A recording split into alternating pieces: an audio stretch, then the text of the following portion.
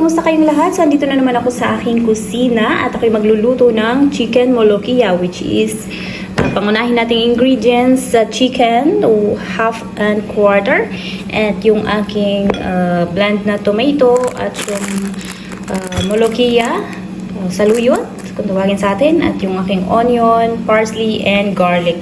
So, kung natandaan nyo yung naggayat ako na sobrang daming, yung last kong in-upload, siguro mga nakaraang linggo, naggayat ako na sobrang daming saluyot. So, ito na yun, guys. Lulutuin ko na siya. So, keep on tuning in! Magsisimula na tayo. Let's go! Maglagay na tayo ng mantika.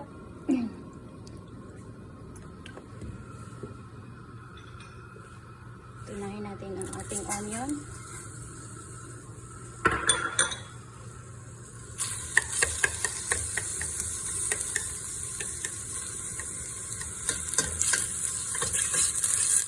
Dito guys, inuuna yung onion na gisahin para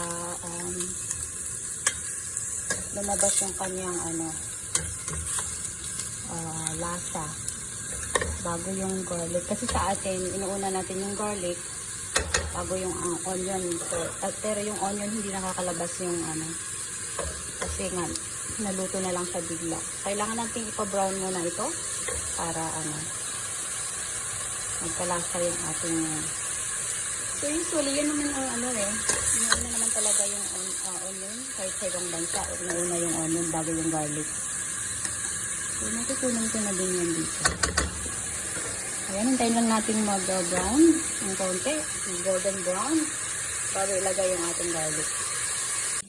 Ayan, kukuha lang tayo ng mga 3/4 dito guys para sa ating chicken kasi gagamitin ko yung natira mamaya sa ating pang finale. So ayan, nag-brown na yung ating onion. Ayan, ilagay ko na yung ating garlic. Ayan, hintayin lang konti na medyo maluto yung garlic para ilagay na yung ating chicken.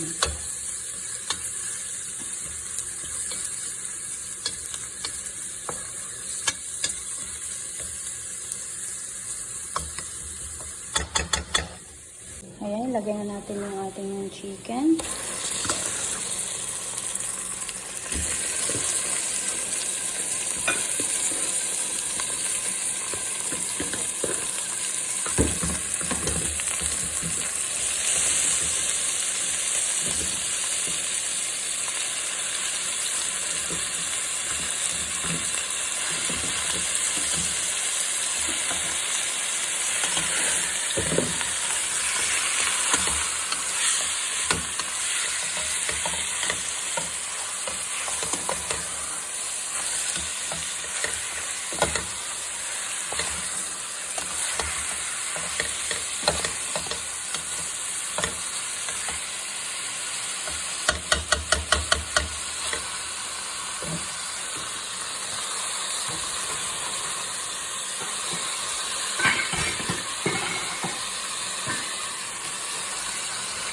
Takpan natin ng mga 2 minutes para mag-penetrate yung ating mga nilagay na sahog. Ayan. So, maglagay na tayo ng ating mga powder herbs. Lagay ko muna itong ating toyo. Dito guys, meron akong cinnamon wood.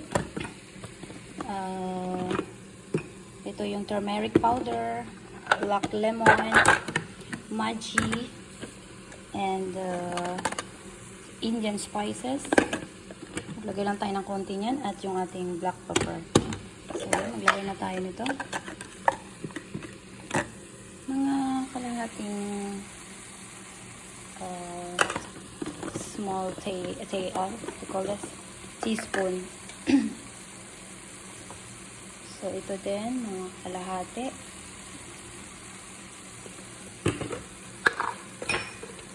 Yung ating cinnamon wood, lagyan natin yan.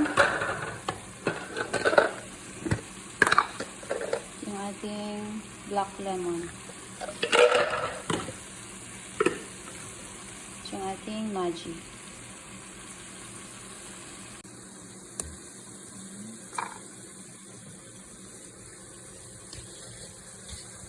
Lagyan ng asin.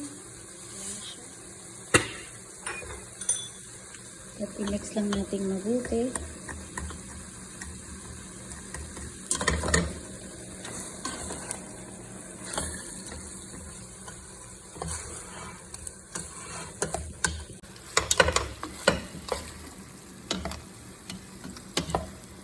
Dagdagan natin ng vinegar para mawala yung langsa ng manok.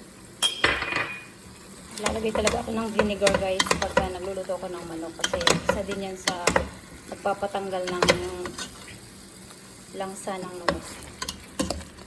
So ayan, lagay na natin lahat yung mga kailangan ilagay like spices, herbs. So takpan natin ng mga 5 minutes.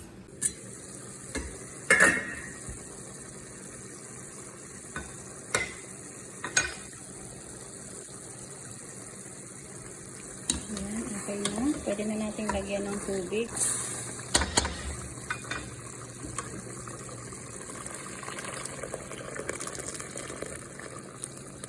Lutuin natin siya ng mga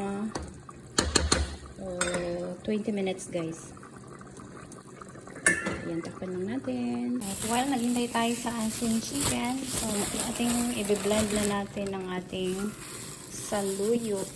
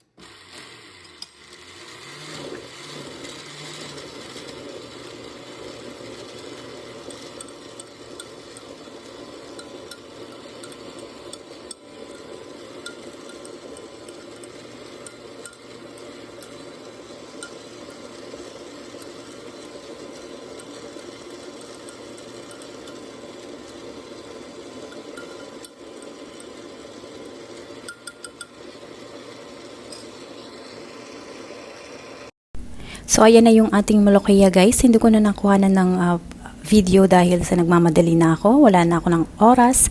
So, ganyan lang. After ma-blend, ibuhos lang yung molokhia dyan. Wag lang takpan. Pakuluan lang ng mga 3 minutes para hindi siya mag-color brown at green pa rin yung kanyang kulay. So, ayan lang yung aking video guys. At maraming salamat mga kapatid sa inyong panunood. At see you next time. Goodbye. God bless.